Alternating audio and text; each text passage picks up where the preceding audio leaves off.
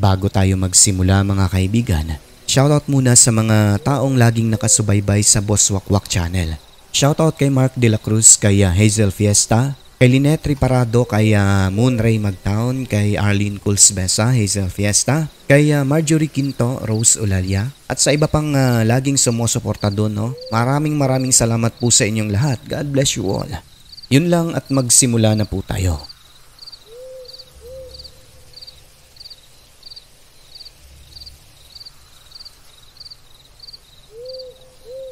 Magandang araw o gabi sa inyo, Sir Alex, ganun din sa lahat ng taga-subaybay ng inyong programa. Ibabahagi ko naman ang maikling karanasan sa kababalaghan ng aking tiya at ng pamilya nito. Tawagin na lang natin si Tiya at Tio bilang sina Lalang at Ernesto.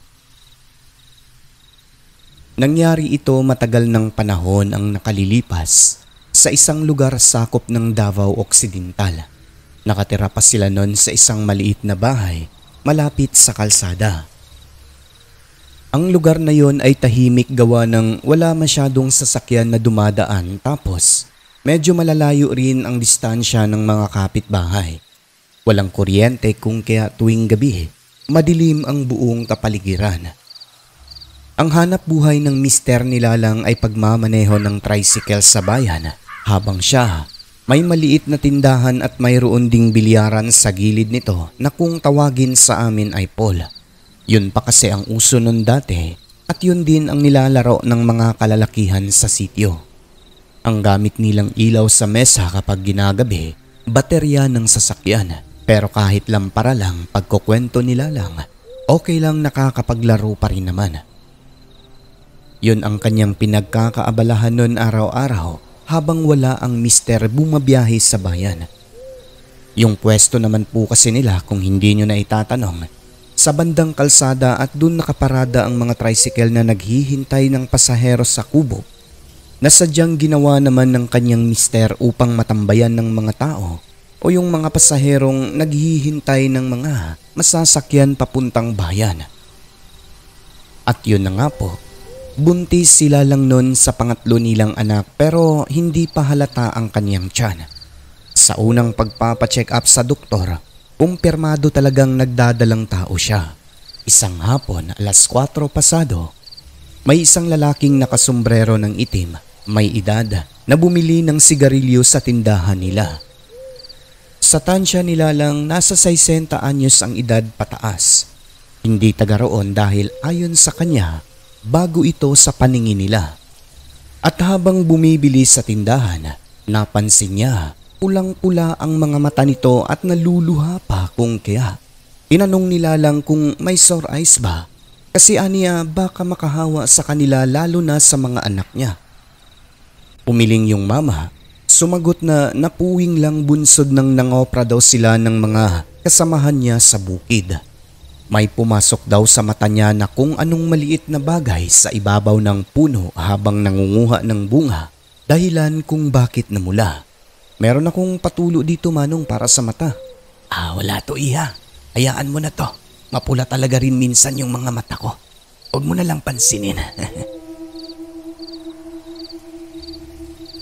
Pagkatapos noon ay tumambay sa bilyaran ang lalaki at nanood ng laro habang naninigarilyo. Ang posisyon nito ay bahagyang nakayuko, yung tipong tinatakpan ng sombrero ang mga pulang mata. Si Tia naman ay nagwalis na kaagad sa labas ng tindahan. Maya-maya pa, napansin niya na hindi sa naglalaro nakatuon ang mga mata ng lalaki kundi pasimpleng tumitingin sa direksyon niya tapos sabay yuyukurin kaagad. Nang tumingin ulit sa kanya at mahuli ang mga mata, tumayo ang mama at umalis. Tanong nila lang sa mga naglalaro, "Kilala niyo ba yung lalaking yon? Yung nanood dyan kanina? Parang si Dudoy ata ang pangalan nun, tita. Taga-Ibabaw. Bagong tauhan yun ng may-ari dyan ng lupa." Kaya pala hindi ko nakilala. Matagal-tagal na yan dyan, mga ilang linggo na rin. Minsan lang bumibili yung lalaki sa tindahan. Minsan lang din bumababa sa bundok kasi malayo yung kanilang kinukuprahan. Isang pagkakataon pa noon, habang nanunood ng laro sa bilyaran itong si Mang Dodoy at nakahiga naman sa duyan si Lalang, napansin niyang nakatitig sa kanya si Mang Dodoy na tumutulo pa ang laway sa bibig na sobrang lapot at halos hindi napuputol. Nang mapansin niyang nakatingin sa kanya si Lalang, kaagad din naman itong pinunasan gamit ang kanyang damit. Pero ang pagpunta at pagtambay ng taong yon sa bilyaran, hindi binigyang maling kahulugan ni Lalang gawa ng customer nga, di ba? Kaya ang mga kaduda-dudang reaksyon ng taong si Mang Dodoy kahina-hinalang hitsura, wala lang sa kanila. Ngunit simula ng mga panahon na yon, pagkukwento ni Lalang, kada alas 7 ng gabi merong isang pusang itim sa harap ng kanilang tindahan. Tumatambay at animoy may hinihintay. Kung minsan naman padaan-daan lang sa palibot ng kanilang bahay na akala mo naghahanap lang ng pagkain. Isang pagkakataon, sinubukan itong hawakan ng kanyang mister. Subalit kumaripas ng takbo papunta sa tawid ng daan kung saan mayayabong ang mga damong kawayan. At nung minsang binigyan ng pagkain, hindi rin kumain kaya nagtaka sila kasi adobong manok yung binigay sa pusa. Kaso nakatitig lang at hindi talaga kumain. Pagkatapos ay kumaripas ulit ng takbo papunta sa tawid ng daan. Nasabi pa nga nila noon na baka sa kawayanan lumaki ang pusa na yon. Pero kapag hinahayaan mo lang daw sa kanyang ginagawa, hindi naman tumatakbo o umaalis. Nandun lang sa palibot, paikot-ikot na akala mo naghahanap lang ng mga daga. Ngunit lingid sa kanilang kaalaman, paniwala ni Lalang, iba ang pakay ng pusang yon. Isang beses pa, Sir Alex, habang nakatitig ang pusa sa tindahan, nung binigyan ng pagkain ni Tia, hindi ito kumain bagkus ay tumitig lang sa buntis. At dahil nainis yung isang lalaking naglalaro ng bilyard na si Ngongo, kasi sabi niya sayang lang daw ang pagkain, di naman kinakain ng pusang hindi rin naman hybrid, wala rin namang dagang nahuhuli. Binato niya ito at tinamaan sa kanang paa sa harapan kaya nung tumakbo palundag-lundag patawid sa daan. Simula nun, Sir Alex, hindi na nagpapakita yung itim na pusa na yon. Sa isip-isip nila, lumayas na kasi nga nasaktan ito. Makalipas ang ilang araw noon, isang hapon, alas 4 pasado, nandun si Mang Dodoy bumili ng sigarilyo. Ayon kay Lalang, para itong may iniindang sakit sa kanyang balikat sa kanang bahagi kasi kapag hinahawakan niya yung reaksyon ng mukha nito parang nasasaktan. Pagkatapos nun ay tumambay ito saglit sa bilyaran at habang nakatayong naninigarilyo. Pagkukwento ni Lalang, pasimple umano itong tumititig ng ilang segundo sa isang lalaking naglalaro na si Ngongo. Sobrang sama ng pagkatitig na kung nakakamatay lang, paniguradong bumulagta na ang lalaki sa lupa. Di nagtagal noon, biglang umalis si Mang Dodoy at nagdura pa sa lupa na parabang yung reaksyon ng isang taong galit na galit. Sa reaksyon na yon, nasabi na lang ni Lalang, baka merong problema si Mang Dodoy sa pinagtatrabahuan nito. Makalipas ang 2 araw, nagimbal ang mga tao. Paano kasi?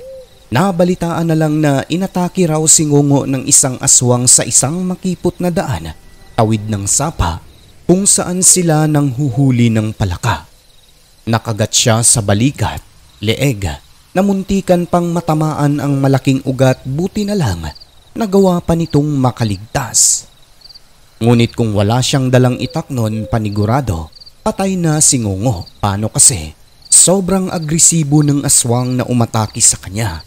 Yung tipong papatay daw talaga.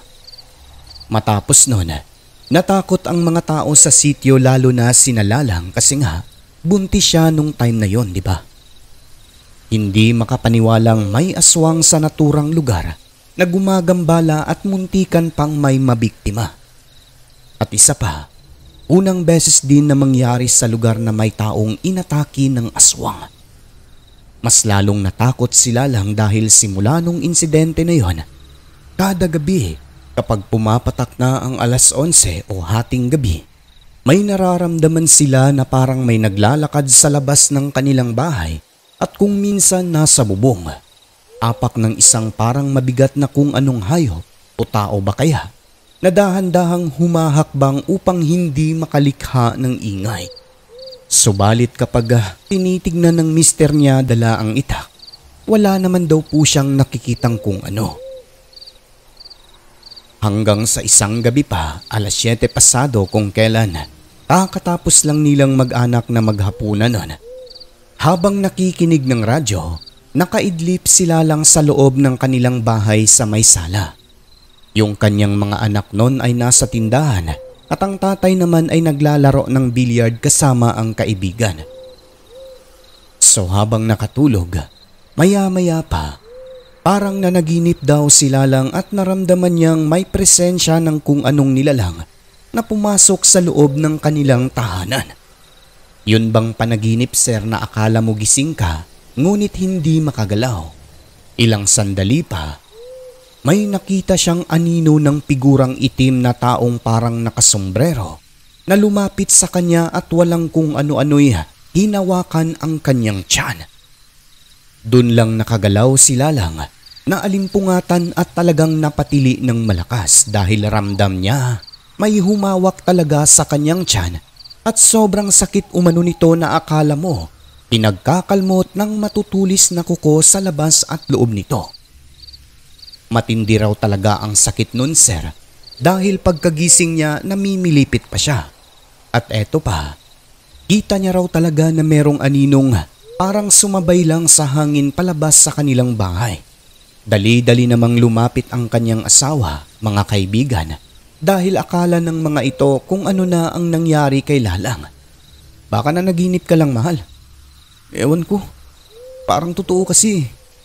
Ngunit nung tinignan nila yung tiyan, meron talagang maliliit na kalmot Sir Alex. Dito mas lalong kinabahan ng husto si Lalang kasi nga ramdam niya raw talaga na may humawak at kumalmot sa kaniyang tiyan. Uminahon ka lang mahal, nanaginip ka lang. Hindi naman kalmot yan eh. Parang galos lang yan, nasagi mo lang siguro dyan. Paanong naging panaginip? Ang sakit-sakit pa nga ng tiyan ko eh. Wala yan mahal, nanaginip ka lang. Dahil sa nangyari, kinabukasan noon, dala na rin ng hindi mapakali ang babae. Nagpunta kaagad ang mag-asawa sa doktor at ipinasuri ang bata sa loob ng tiyan. Dito'y naiyak na lang si Lalang at halos hindi naman makapaniwala ang asawang si Ernesto dahil sa hindi maipaliwanag na dahilan. Nakakapagtakang wala na umanong lamang bata ang kaniyang tiyan. Pati doktor, hindi maipaliwanag ang nangyari kasi sa unang ultrasound o sa dati, meron naman daw pong bata. Ipinaliwanag nila lang sa kanya ang nangyari na nanaginip siya na parang may humawak sa kanyang tiyan ngunit hindi naniwala sa kanya ang doktor. Ang sabi lang umano nito sa kanila, baka hindi lang daw talaga nabuo yung bata pero ang tanong, bakit may inunan? At sabi rin nila lang, nararamdaman niya talaga ang sanggol sa tiyan kasi parati raw itong gumagalaw. Subalit matapos lang nung parang nanaginip siya, may humawak sa kaniyang tiyan, nakakapagtakang bigla na lang nawala. Ang paniwala naman ng mag-asawa, biktima sila lang ng balbal. Kung paano nakuha ang bata sa loob ng tiyan nang hindi man lang nagkaroon ng malalaking sugat, yun ang hindi nila maipaliwanag. Pero may nakapagsabi sa kanila noon, ang mga aswang daw na ito may kakayahang kunin ang bata sa loob ng sinapupunan kahit na hinawakan lang ang labas ng tiyan. Nang binalikan ang mga pangyayari at pinagtagpi-tagpi, nagduda sila sa katauhan ni Mang Dodoy. E paano kasi, nung una pa lang nakakapagtaka na pulang-pula ang mga mata nito at naglalaway ng halos hindi mapuputol habang nakatitig sa tiyan ni Lalang. At nung binato ni Ngongo ang pusang itim na tinamaan sa kanang bahagi ng paa nito sa harapan, parang tumugma sa iniindang sakit ni Mang Dodoy nang minsang bumili ito sa tindahan nila Lalang. Ano nangyari, di ba? Nang dahil doon, Nasabi nilang ang pusang yon at ang matandang si Mang Dodoy ay iisa kasi nga bakit sobrang sama ng titig nito kay Ngungo at bakit may umatake sa kanya na aswang makalipas lang ang ilang araw, di ba? Kaya nasabi talaga nila na hindi coincidence ang pangyayaring yon kundi konektado talaga sa mga pangyayaring ginawa ni Ngungo.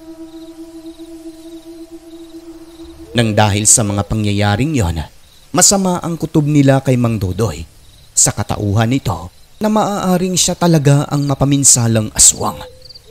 Galit na galit yung mga tao lalo na si Ernesto na asawa ni Lalang kasi nga nakuha talaga yung kanilang anak, diba? Simula nun makalipas lang ang ilang araw, nung minsang bumisita ulit si Mang Dodoy sa tindahan bumili ng sigarilyo, tumambay saglit sa bilyaran, pinaringgan ito ni Ernesto. Nagmumura siya nun habang hawak-hawak ang buntot pagi at hinahampas sa mga damo sa gilid ng bilyaran na kapag mahuhuli niya raw ang aswang na bumiktima sa anak at sa isa pang tao, talagang tatadtarin nila ng pinong-pino. Mura ng mura pero hindi nagbanggit ng pangalan. Ilang sandali pa, bigla na lang daw umalis itong si Mang Dodoy at ang reaksyon nito, yun bang parang guilty na hitsura. Simula nun, hindi na ito nagpapakita sa kanila. Sa kabila na bumibili ng sigarilyo, sa isang tindahang lalakarin pa ng 1 kilometro. Kaya dun pa lang, masasabi mo talagang may kinalaman siya, di ba? Kaya mas lalong naghinala ang mga tao na si Mang Dodoy talaga ang aswang na namiminsala sa sityo. Nang dahil doon, lahat ng mga kalugar ay naghanda sa posibleng pag-atake ulit ng balbal sa lugar. Nagpulong-pulong sila, gumawa ng hakbang para mahuli at maparusahan ang aswang na hinala nila si Mang Dodoy talaga. Ngunit makalipas lang ang ilang araw, nabalitaan na lang nilang umalis na ang taong ito sa lugar. Natunugan daw siguro nito na alam na ng mga tao na siya talaga ang aswang at ang pagbabalak na mahuli siya. Matapos noon, nawala rin po yung mga pagpaparamdam o presensya ng aswang doon. Kaya nasabi talaga ng mga residente, si Mang Dodoy ang aswang na umatake kay Ngongo at kumuha sa bunsong anak ni Lalang. Sabi naman ni Ernesto, kung may pruweba lang daw siya nagpapatunay na aswang si Mang Dodoy na ito ang salarin sa pagkawala ng bata sa sinapupunan ng kanyang asawa. Hindi na raw nila hahayaang makatakas ang aswang na yon, kaso wala silang pinanghahawakang katibayan kung kaya wala rin pong nagawa. Sa huli, pasalamat na lang ang mga tao sa sityo lalo na pamilya nila Lalang dahil umalis ang peste sa lugar nila na kahit papano nakakatulog na sila ng mahimbing lalo na ang mga buntis sa lugar. At dito na po magtatapos ang aking kwento. Isang nakakapanindig balahibong karanasan sa isang tao na lingid sa kanilang kaalaman ay isang balbal.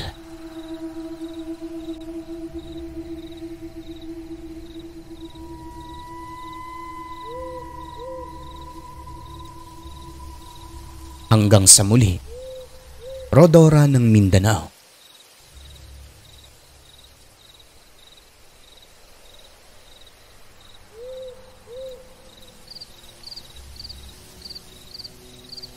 Ang mundong ating ginagalawan, nababalot ng kahiwagaan na tanging ang Diyos lamang ang siyang may kasagutan. Ako po si Alex at ito ang Southern Mindanao Creepy Experience.